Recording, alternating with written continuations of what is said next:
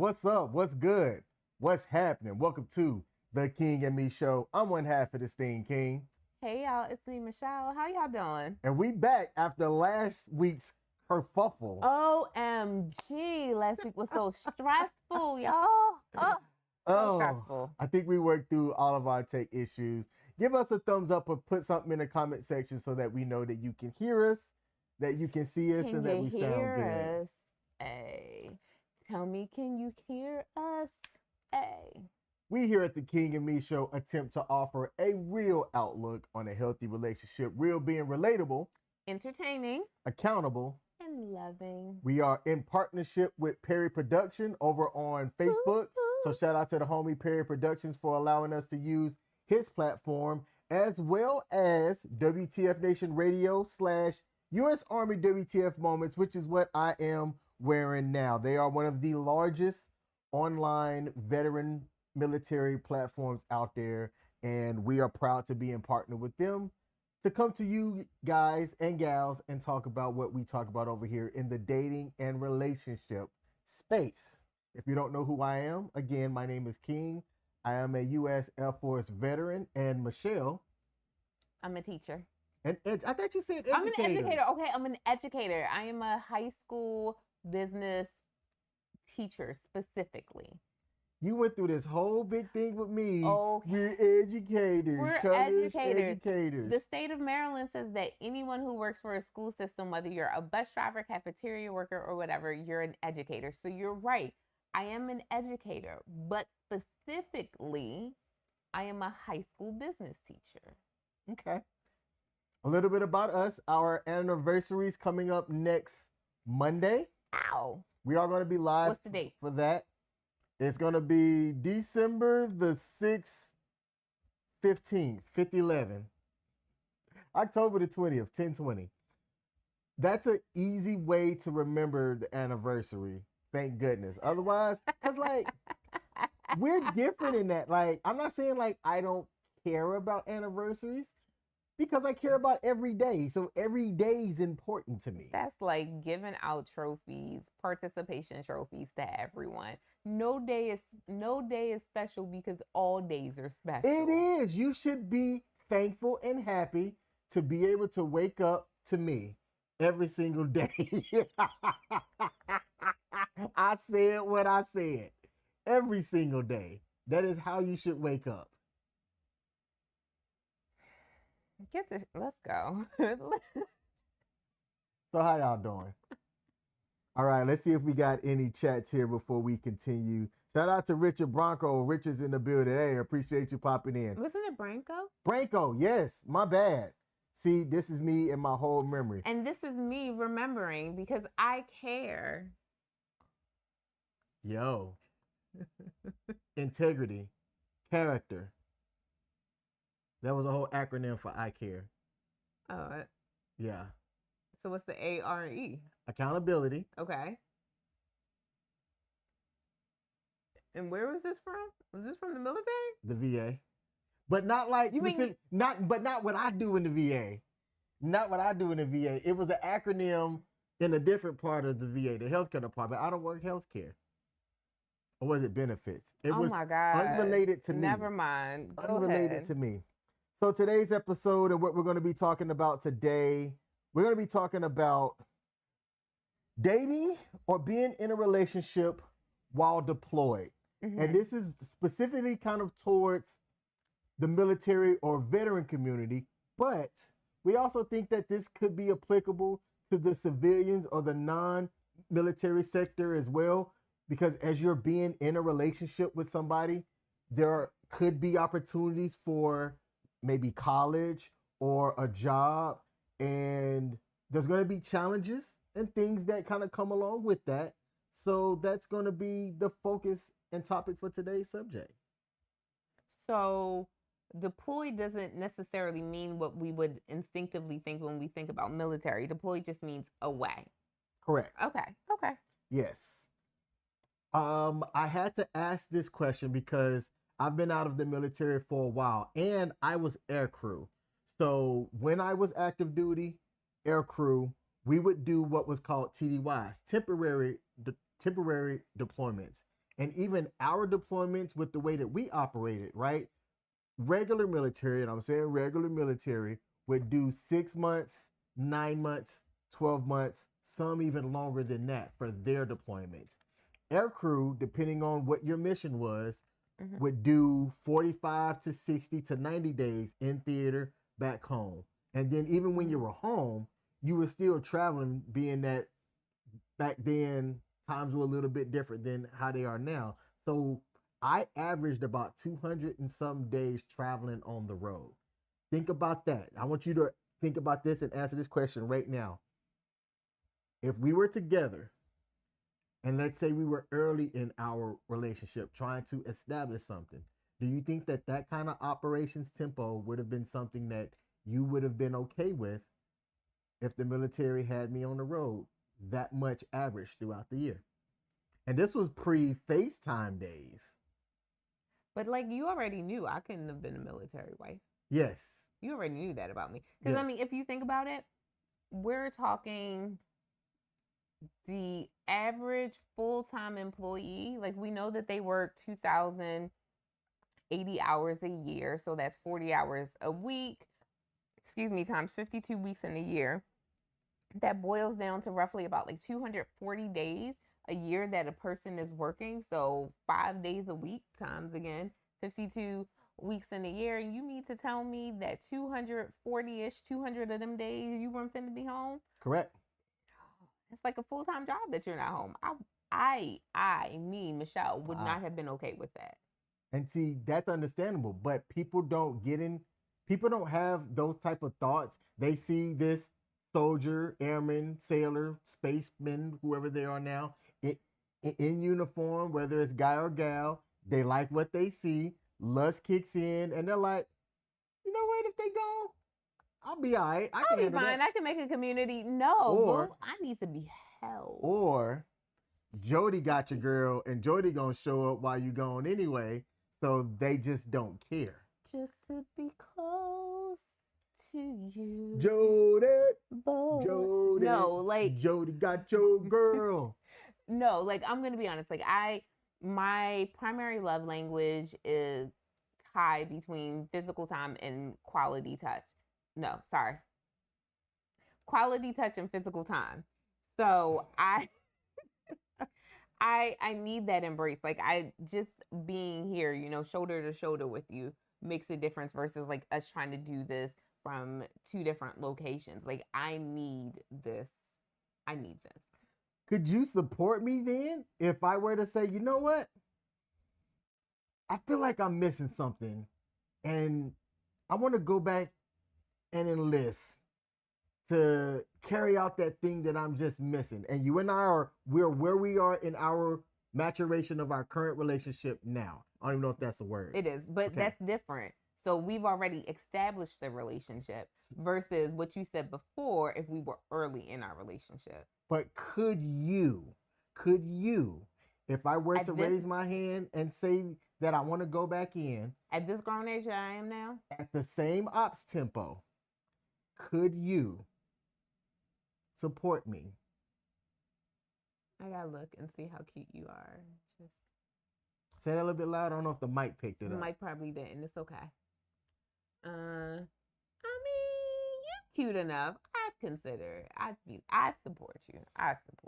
Well, people are having to make those kind of decisions and stuff now. And there's a lot of factors that go into that when you consider pre-deployment planning, the phase of the person being gone, and then the thing that's big it was impressed upon us when I was still in, but I don't hear so much people talking about it now. Maybe it's because I'm not in anymore.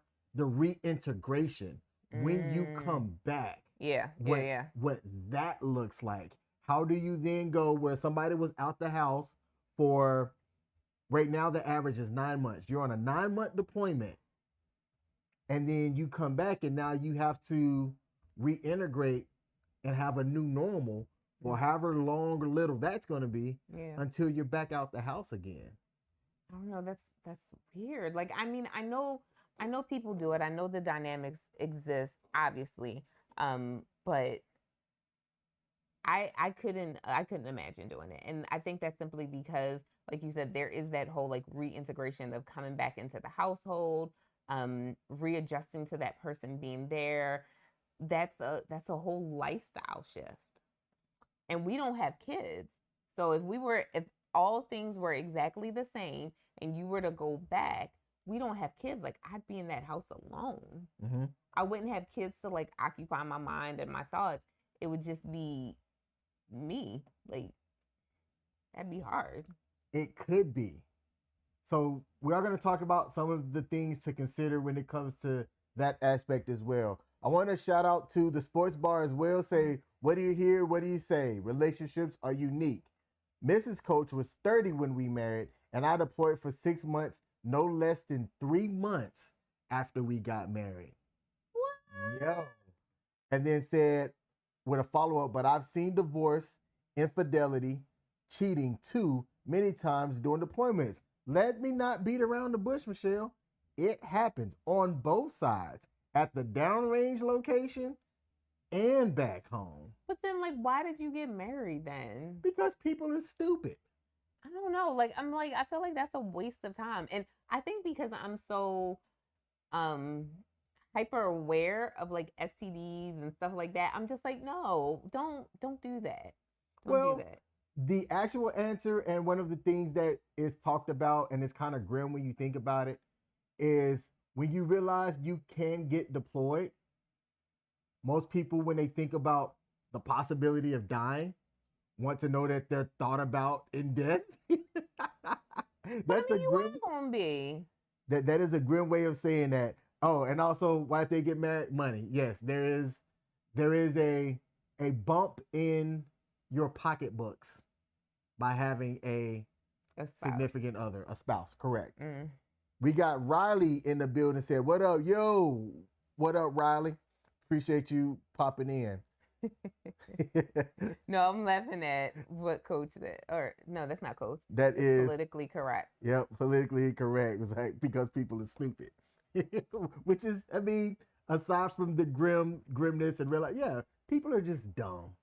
I was once a young dumb airman. There's a thing where they say don't be that young dumb, and it's either airman, soldier, sailor. It's because when you're young, you're dumb. But there's also a lot of dumb older people too. I'm just, you know what, let's just call everybody dumb while we're at it. But all right. Hey, so look, we got people tuning in early. Thank you. If there's a like button on the platform too that you're watching on, do us a favor and click that like button as well. So when you're coming into the pre-deployment phase of things, one of the stuff that matters when it comes to being in a relationship right before you're about to go, whether you're in the service, out of the service or not, we talk about it way too often. Is just have a plan, communicate. What if everything that could happen, so that you can talk about what those things should be? Oh, okay. So before I answer that, I do want to take a moment to shout out those who are watching on our YouTube page. So shout out to Sarika Smith, who same last name as King Smith, but not related. Best mod in the building. Also shout out to the one and only Larry Smith, who is Supadre, who is also watching. Right? It's Su or two? No. One His father. Sorry. I know more ASL than I do. Oh, but I can say Nida Baba because that's Mandarin. Who needs a baby? Nida Baba. So Nida meaning yours. Okay. Baba meaning father. Ah. Nida Baba. Mm-hmm. You smart. Shout out to what's that thing called? The little angry face thing that Duolingo? Duolingo, yes. Duolingo for that. But yes, they are watching and listening. And everyone else who may be watching on our YouTube but hasn't commented yet, like, comment, subscribe. Thank you. Pop said, by the way, the acoustics is great. Yeah. Chef's kiss. I fixed the sound, Pops. Last week was just a disaster. Whew. But I fixed the sound. I'm so proud of you, baby. So planning, communication. It's easier to do it if the relationship is in a mature phase. How do you think those that are in an immature phase of their relationship should talk about pre-deployment things, or just let's make it non-military related as well. I have a perfect example to make it non-military. Go ahead. All right, so you remember earlier this year when you had your surgery? Yes. So if you're new, earlier this year, King had a defibrillator inserted, and he had to get surgery and get cut here and here so that that defibrillator could get inserted. And I'm going to be honest, and I'm going to place the onus on both of us. We kind of waited a little bit too long to do formal paperwork and everything like that. So because of that, we did like a video to talk about his last will and testament. We never aired the video because it was for us in case of an emergency, but we talked about those things. Those are things that we had to iron out. Like, what did you want to, if something happened while you were on that table, what did you want to happen? Where did you want your finances to go? Where did you want to be buried, or did you not want to be buried? Did you want to be cremated? We had to have that conversation. Like we had spoken about it in person before, but we needed to record it and get it like jotted down so that that could serve push comes to shove as an impromptu last will and testament. And it was grim. Like thinking about that right before the night before you were about to go into surgery, it was grim. That was heavy, but it was something that we needed to do so that we could ensure that, God forbid something happens, there was a backup plan, a situation that we were going to be able, a procedure, a SOP that we were going to follow. I'm going to bring a real world example into why this matters. And this is somebody who I know personally and respect. A now no longer an airman because she recently just got out, is a grieving widow as her husband is no longer living. And they were young into their relationship and their marriage. They were married. Hadn't quite made it to a year, and their funeral's tomorrow. Yeah. And she is going to be burying her husband, whose physical body is no longer going to be on this earth. I don't know her personally like that to know what her and the young airman talked about, but I can imagine that talks like what we have, being that we're older, because we're uncle and aunt status now. we have had these grim conversations that are not pretty at all. At all. It's not comfortable to talk about.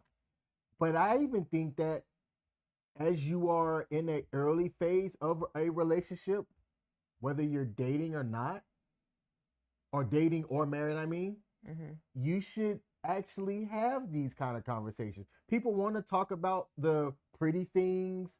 You want to build a future and stuff with somebody, but you don't know when your time's up. And and again, not to be grim, but one of the things that we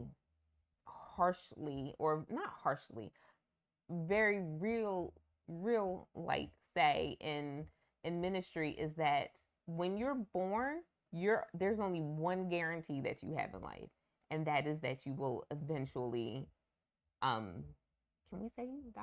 Yes. Okay. When you're born in life, you only have one guarantee. Eventually you are going to die. Like that's the only guarantee that you have in life. How you live, we talk about that dash date on tombstones. You have the born date and you have the departed date, and in between is a dash, and that's considered your dash life. How you live your dash life is completely up to you, but you only have that one guarantee. And I think that, as much as people go on dates and they talk about, the kids that they want to have and, where they want to live and all that type of stuff, you also need to talk about those types of things. Like, people assume that, when you get married, we're going to get buried side by side because I want to be buried right next to you. Let's go out and buy these plots and, pay for it over the course of our lives. That way our children don't have to worry about it. But like, what if that's not for you? Like, those are conversations that should be introduced fairly early. And I'll say, in hindsight, you and I are just weird. We had a lot of really difficult conversations very, very early on in our friendship, not just the relationship, but in our friendship, we had those difficult conversations so that we could map out and iron out a lot of things, so that now that we're sitting here at almost 3 years, some things just aren't new because we're like, no, we already covered that. We already discussed that type thing. Mm-hmm. And I'm going to tell you why.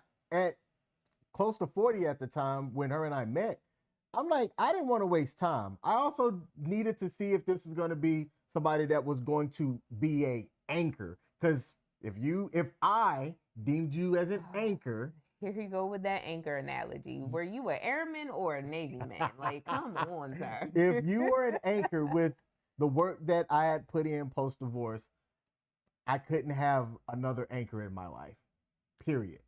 If my daughter's an anchor, Y'all, he gives the same anchor speech all the time. Sometimes I think he was in the Navy, not the Air Force.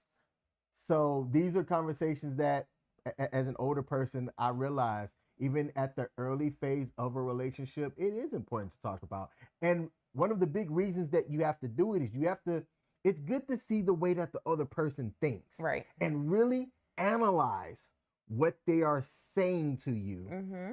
And put that with what they also do as well. Like what you've seen them do, how you've seen them act.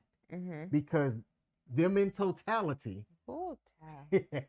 that's my favorite word, in totality. What you see in totality when you factor in the way that they think and what they do, they're literally showing you who they are. Right. And if people at the very early stages, pre-deployment, you're seeing chaos, you're seeing a lack of commitment, you're seeing a lack of motivation into trying to make that relationship work, I would ask you, why do you want it to work? So I think I may be misquoting the person. I think it was Oprah who said it, but I could be wrong. Said something to the effects of, don't believe what people say, believe what they show you. So don't believe when someone is saying, I'm going to do all these things. Believe what they show you. The person, the attitude, the characteristics, the integrity or not that they show you, that's what you should believe. And I think that that's something that people don't think about when they're entering into relationships, especially if there's an element of service involved in it and a possible deployment. Okay. How do you think that couples should view separation to where they can make it a positive thing? Because I don't think that separation is easy. We're literally talking about when you're deployed, or for the civilians, you're taking a job that's in another area. You signed up for Peace Corps at one point, and the way your text came to me, it looked as if you said, "Oh, hey, I just signed up for Peace Corps." And I was like, "Wait, what?" Which would have been a shock to me because I know how she is about separation. So I was like, "Oh, well, if you end up going somewhere, that's cool." So first of all, I started medication for my ADHD, and it has me looking at life in a completely different lens now. And I was going through all of my emails, and I was texting King this barrage of messages talking about how I did random stuff. I had all these random emails, and unmedicated Michelle medicated Michelle should not be held accountable for the things that unmedicated Michelle did. Had this whole thing, and I sent him a screenshot of my application to the Peace Corps, and I said I applied to the Peace Corps. I should have specified in that message that I did that back in 2012, but here we are nonetheless. I think if there is a separation that has to happen, a physical separation that has to happen, that both people should take that time to grow, to continue to strengthen and fortify who they are as individual people, because you have the beauty of being in a relationship, but not necessarily the time constraints that come with being in a relationship. So take that time to work on you, become a better professional, become a gym rat if you need to. Like, take that time to work on you. Take a class. You and I used to take ASL classes together. Take that time to go learn a language, something, become proficient in something. That way you have a marketable skill that you're bringing back to your relationship. That's a logical thing to do, but this is actually a great transition to go to the next part here. The home front. Ooh. Let's actually make that transition. Okay. Now I am gone. The other person is gone. There's a home front, things that happen back home, and then there's the deployed front, things that happen at the deployed location. Mm-hmm. Who do you think has it worse? And I'd like for y'all to comment as well. Is it worse for the deployed person, or is it worse for the person that stays back home, and why? I think depending on the person that you married, it is worse for the deployed person. Why? Because if you married someone who you don't really know, or someone that you do know and you know that they don't handle things well, like maybe they have anxiety or something else, and they don't handle things well, then you are overseas, you are doing your job, you're fighting, you're protecting this country, but you also have the weight of your spouse back home weighing on you. And I think that that combined would make the deployed person's experience worse. That is my exact same answer. And the only thing that I would add to go along with that is while you're deployed, you have your like deployed unit and the resources that may be available depending on where you're deployed to. Mm-hmm. Back home, the home front person typically has a lot more resources. They have family that can more readily come and visit you, right? Mm-hmm. Let's say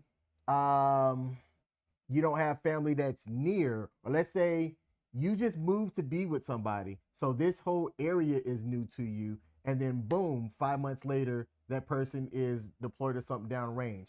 While you're still new to that area, you still have better options available to you to have better support customized to you. Whereas the person deployed, no, you deployed, you got the chaplain, you got things in your deployed location, and that's it. Your parents or whatever your support system is can't readily go behind the wire to come and visit you. Right. So I agree with you. The deployed person, I think, has it more stress, which is why I think that it's a bigger responsibility for the home front person to just make sure that stuff is straight. Ooh, I had to censor myself. To make sure that stuff is straight, mm-hmm. so that they don't add that extra burden to the deployed serviceman or servicewoman. Yeah, I would agree with you. But I'm going to guess that you didn't think that that's what I was going to say. I did not guess that, but having you answer that way makes me go, huh, you get it. Wow. You get it. That's awesome, babe. Thank you. That is awesome. You can get a kiss. Thank you. All right. So back when I was growing up, we didn't have Facebook. Back in my day, we didn't have Facebook. We had email. And the generation. Did you have MySpace? There was MySpace. MySpace was more prevalent back in my day. Back in my day. Facebook was just kind of beginning to be a thing, but we did have email. The internet, depending on where you were deployed to, you had dial-up. It was dial-up. I'm teasing him, y'all, because he's 2 years older than me. We're not that far apart, but them 2 years make a difference. The generation before me, as they were going through deployments, they had snail mail, postage stamp, and writing down a letter. Today, it's a little bit more accessible to be able to call back home and talk to your loved ones and things like that. I'm going to be honest. I would have, even right now, if you were to re-enlist right now, I would have an expectation of a letter a week. A physical, tangible letter a week. Ooh. Or 2 weeks. Ooh. But I would want a handwritten letter. It wouldn't. Okay, maybe once a month. But I'd want a handwritten. I'd want a handwritten letter. Okay. I would want a handwritten letter. Yes, I could commit to that. I cannot commit to once a week. Because you wouldn't have content or because you wouldn't have time? Content. Oh, well, I wouldn't care about what it said. It could just be a letter that says, I love you. And that's literally it. 3 words on a piece of paper, folded up, put in an envelope, and then stuck in the mail to come to me. That would be pretty much all you would get. Still alive, love you. Well, obviously you're still alive if you're writing it. Week 3, I had eggs and bacon today. Still alive again, love you. But I like that. Like, I'm weird enough to say that I would like that.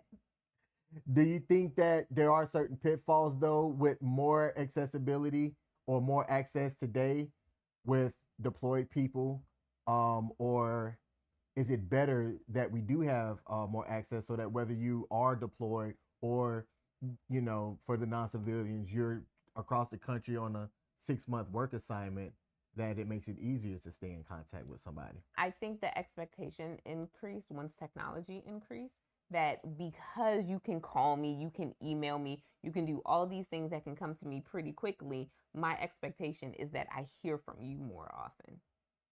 And I think that that can put some strain on the relationship as well. It can. Like, there's that expectation. Depending on the person, like, I actually enjoy talking to you. But did y'all hear that? But only when it matters, right? Because, like, you know, I don't like being on the phone. Like, I'll be like, hey, you said everything that you got to say, because I don't just want to hear. No, your exact words are, got anything else? Yes.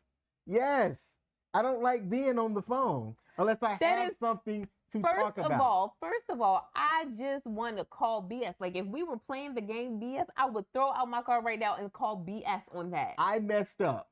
You did. I messed up. Y'all know that we always say don't do something like early in the relationship that you can't maintain later. With King and I, before we even started like really, really dating like that, King and I would stay on the phone all night long. Was it or was it when we first started dating? You finish what you say, because I got a point. We would stay on the phone all night long, to the point where this was back when I used to go to work at 6 a.m. We would still be on the phone. Like, I could just hear him snoring in the background, and we would still be on the phone. And then I would get into work. I'd get into my classroom, and then I'd be like, okay, I love you. He'd still be knocked out, and then I'd hang up the phone. But we had stayed on the phone all night long. All night long. All night. Hey. All night long. All night. Go ahead. 2 things. Number 1. He about to steal my thunder, my shine. When I realized that really wasn't my truth, as they say, and I realized I don't like doing that, I said something. That's number 1. Number 2, I was investing in you early to see if you were worth bringing along this train, the train that's going this way, which you can find on thekingandmeshow.com. I had to put that time in early just to see if you were worth keeping around. But once I was like, you know what? Yeah, I need her to know I don't really like being on the phone like that. It's my job to communicate that and tell her. It was a quick shift, too. It's like Monday, we were all lovey-dovey on the phone. Tuesday, you know, I don't really like being on the phone that much. Like, what? Shout out to CC Smith, said, hey, true, because he don't call me. Yeah, Mom, I be busy. So when thinking about, we talked about the support system. What do you think that a support system should look like? For the person who didn't leave, right? Go with that, yes. Okay. I think a support system for the person who didn't leave should look like friends and family checking in.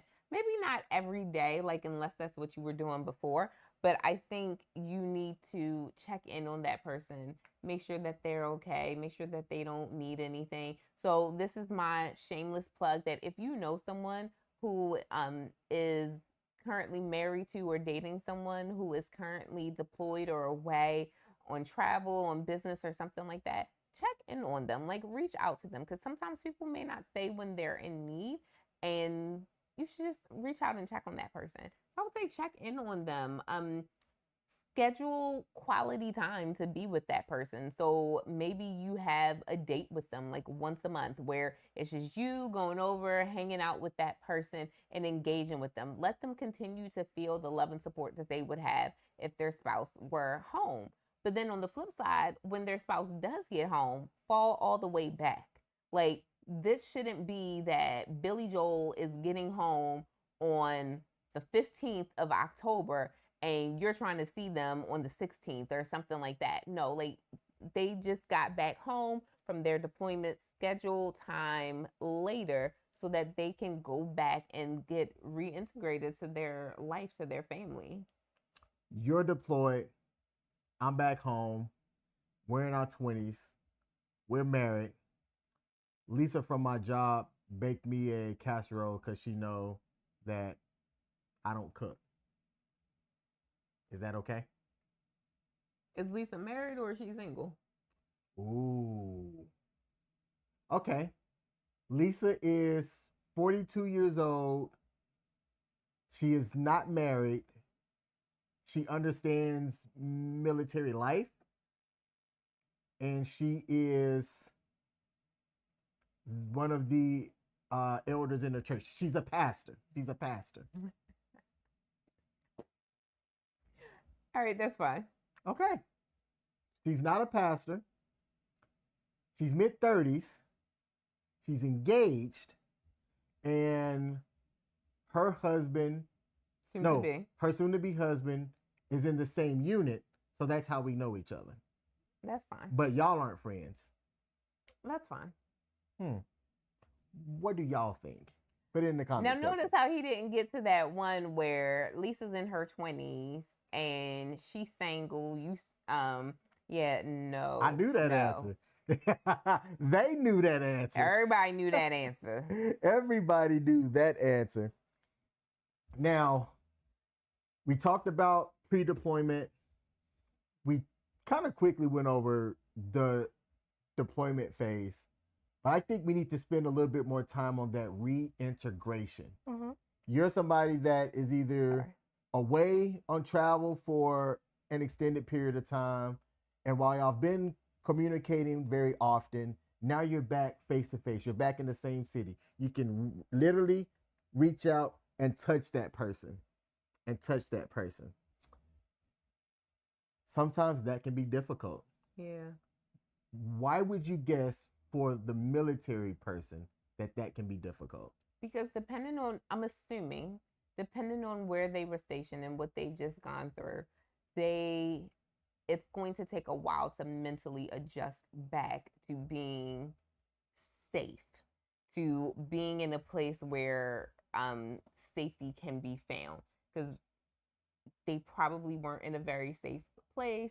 They were probably doing things that were really dangerous. I like to think of PTSD in general, post-traumatic stress disorder.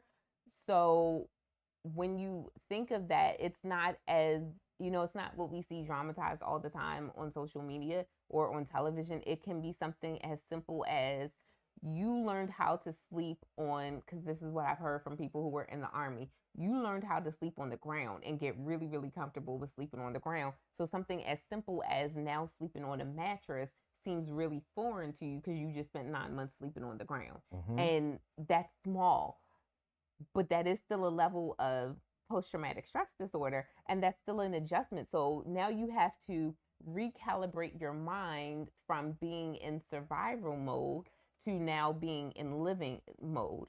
And that can be a big shift. It is. And that's really good for somebody that didn't serve in the military. You have a good understanding of that process and what happens to people. But I want to highlight that and stay right there for a second. Okay, I'm not going to move.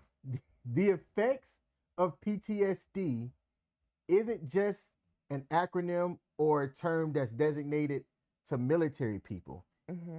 It's an acronym that's designated to events that happen in life. And see, I didn't know that. So I have PTSD, and I didn't realize until in my 20s, I want to say probably mid to late 20s, that I had PTSD, because I legitimately thought that PTSD was something that only people in the military could experience. I did not realize that it was something that non-military people could experience, because in my defense, growing up, all of the literature, all of the television that we ever saw that ever talked about PTSD came at it from a military angle. What I'm curious about now, and I need somebody, if you are somebody that is currently in, or if you just got out of the military, I'm curious, are they doing the reintegration events and things when you come back that they were doing when I was getting out? At least in the Air Force, we had a reintegration period and a reintegration briefing and things where they had like a chaplain come by, mental health services, and some people, because you didn't want to say the wrong thing, and then now you put over into this category, right, and that affected your ability to serve. Some people would just check. And y'all, I'm telling you, I'm not the expert here, but as somebody that has observed a whole lot of people, to include myself, when you rubber stamp something, you're literally just covering it up with makeup until time goes by. And then if left untreated, I'm going to raise my hand. If left untreated, it will come crashing down, not just on you, but everybody connected to you. And I get it, babe. I get it.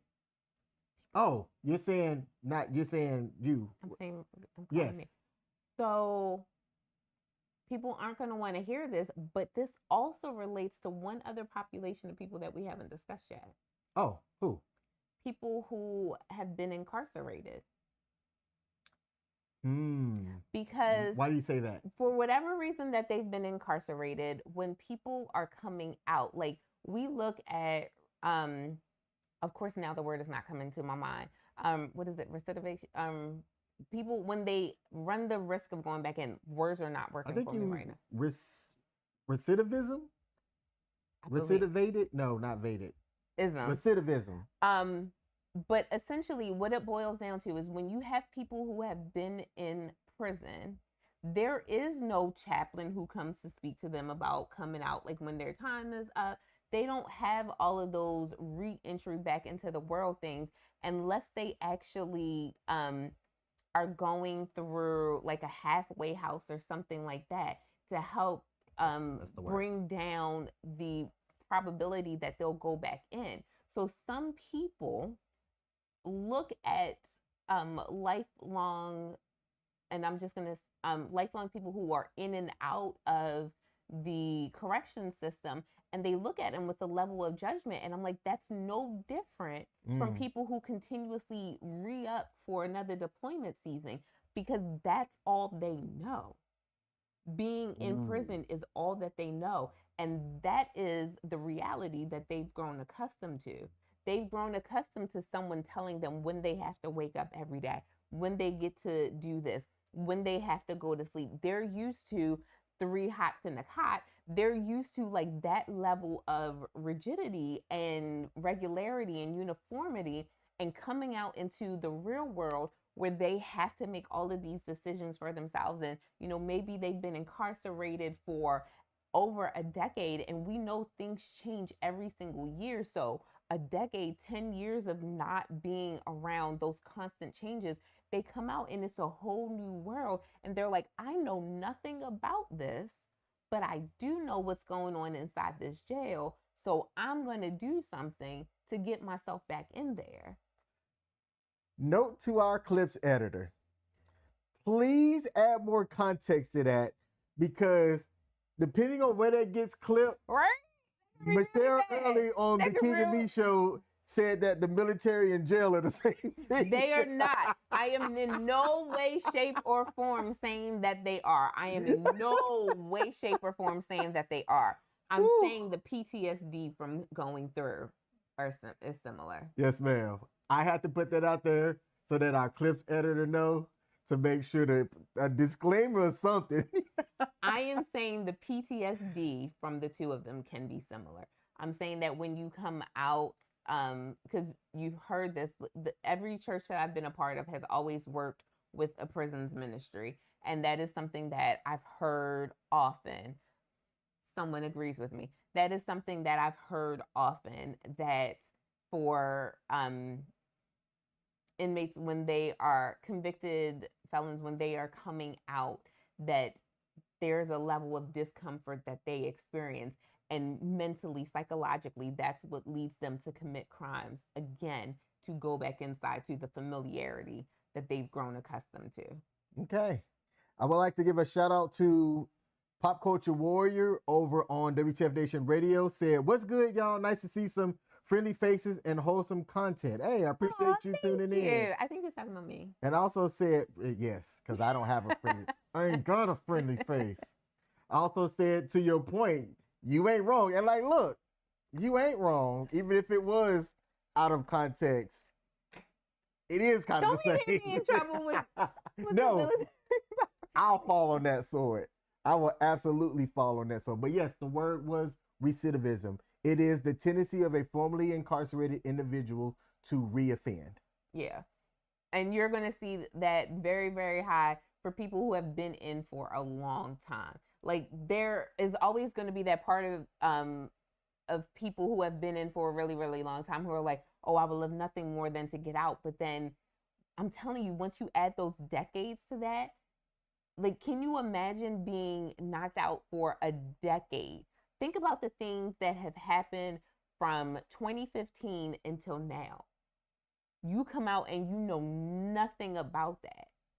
No firsthand experience or knowledge of any of that. That is going to be a difficult world for you to adjust to and to try to reacclimate to. And again, unless they go through a halfway house where they have to meet with like a PO, their parole officer, or they have to check in with someone, or they have like a steady support system, the chances of recidivism are high because they're going to want to go back to the familiarity. What iPhone do you have? The iPhone, what, 15, 16? I don't know. It's an iPhone. Let's say you've got the 16. Can you imagine the iPhone 6 going to that? Like, I remember, I used to have an iPod Shuffle. You were talking to someone who I won an iPod Shuffle. It was the one time in my life that I've ever won like a sweepstakes. You know how like you walk into a store and they're like, you're the 50th customer, you get XYZ. Well, that actually happened to me at a grocery store back in Baltimore. Nice. And I won an iPod Shuffle. Do you still have it? I don't know where that sucker is. I still have mine, and I know exactly where it's at, and it works. No, but I do have one of my old flip phones. I think it was the first color flip phone that I got. I do still have that. It's in the middle console of my car. But yeah. You know, I've been out a while. You are dating a military veteran. You are in a relationship with a military veteran. Ooh, he cute too. Do you see what you know about military culture? Did you see things early in me that concerned you, that you think would have been an impact from the military, specifically just the military? No, I don't think I saw anything in you that would have concerned me. But I think that's also because by the time I met you, you had been out for a couple of years. Mm-hmm. I think that there are a group of veterans out there. And look, y'all veterans that watch our show, let us know. Tell me if I'm thinking about this wrong or not. But there are certain veterans that when they get out, they don't really walk away from it fully. They still have a lot of that stuff that's there. They don't bring the good stuff. They bring a lot of they bring more of the bad stuff than they bring with the good stuff.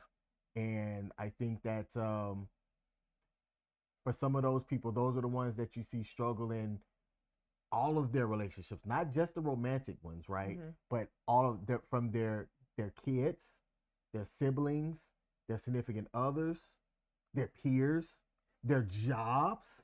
There's some things that you do that I wouldn't immediately say, oh, well, the military made him like that. There's just some things that I'm like, it could be from the military. It could be because you're a Southerner. It could be because you're a man and you're chivalrous. Like what?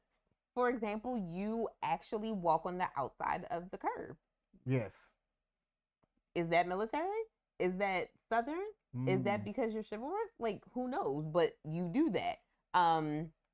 What's something else? You always have to sit facing a door. Is that military? Is that chivalry? Or is that because you're from the South? Like, who knows like what that's from. It's not a bad thing. I'm in no way, shape, or form knocking it or saying that I don't like that, but that is something I see, and I wouldn't necessarily chalk that up to the military made you do that. I will say something that's very, very military, and I appreciate this about you is you don't have, and I say this in the most respectful way, you're okay with trying any food at least once. And I think that's because in the military, you had to eat some things. Like you didn't have very many choices. MREs, baby, meal ready to eat. Right. So that's what I'm saying. Like for me, like I think that is very much military because that's not a Southerner. Like if it were the Southern part of you, you would be more restricted on what you ate.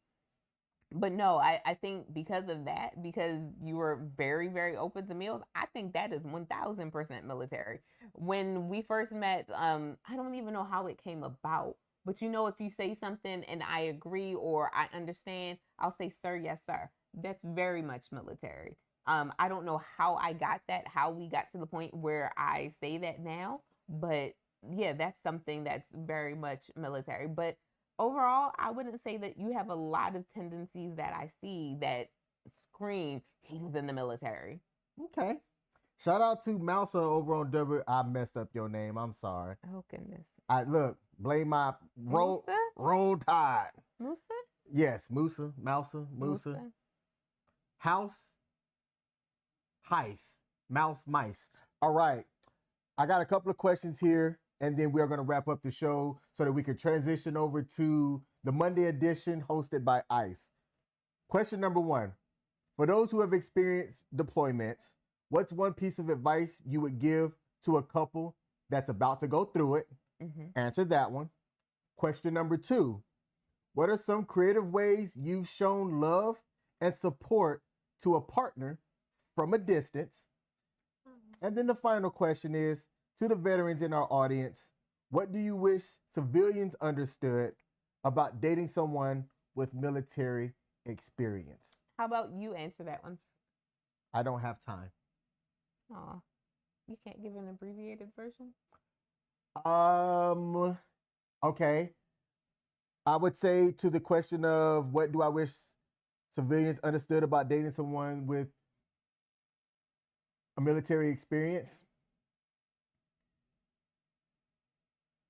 I would say if someone that they've seen, no matter what their job was, they've experienced stress that you might not understand, even if you've gone through stressful life events and stuff yourself. So I would say show some grace to somebody who may be able to go 0 to 100 real quick, because you have to. You're trained to react. Okay. And I would say give a little bit of grace to somebody that you're just getting to know. Okay. I like that. So I see that Weekend Co-ops put something in, and then we got a few closing comments as we get ready to head out. All right, let's see. Weekend Co-op said, communicate, but do not over communicate. There's no such thing as too much. All right, absolutely. There is a such thing. There is a such thing as too much. See? Roll Tide. Mouser said, my answer to question number 1 and 2 is to be patient. Which is funny because that was what you were saying. To number 3. Your mom commented and said that she does sit facing the door as well. I do too if King's not around. So if there's no other man around and I'm like the older one, I do sit facing the door. I'm also the one who will take the outside of the curb. And then your dad said, good old Mr. MREs. And you know what? Question number 4. What's y'all favorite MRE? Put that down in the comment section. All right, y'all. This has been another episode of the King and Me Show. The Monday edition is going to be coming up next, hosted by ICE on WTF Nation Radio. Michelle and I will be back live for our anniversary. I said I want to avoid spending time with her so much so. No. I said that wrong. Because we love each other so much, we want to show that love to everybody. And instead of canceling our live stream, we are going to have an episode on our anniversary. Yes. So come back and tune in for that, as we're going to be peeling behind the layers of finances. Because everyone loves a good financial conversation. And being real transparent, since her and I are about to move in together. Transparency. All right. So thank y'all for tuning in. I'm King. I'm Michelle. And we out. Love you, baby. Love you. Bye, y'all. Oh, my bad. Bye. Peace.